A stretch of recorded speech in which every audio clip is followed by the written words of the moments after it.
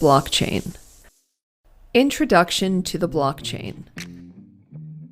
The blockchain is a digital ledger that is run by a network of computers running in a peer-to-peer or P2P configuration. This means it is a collection of data and transactions that are stored and processed by computers around the world, all working together. This configuration uses the network of computers and cryptography to create a system that is secure, transparent, and at the same time anonymous. But don't worry if this doesn't make sense now. We'll get to it in just a bit. There are two terms that you will need to understand: centralized platforms and decentralized platforms.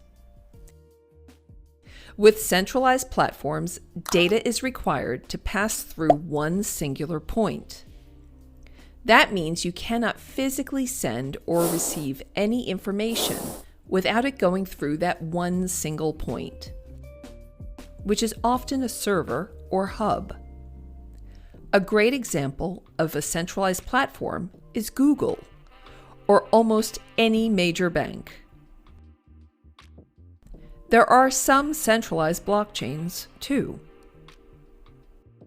Decentralized platforms do not require information to pass through one single point, and instead, many points connect, creating a peer-to-peer or P2P network configuration.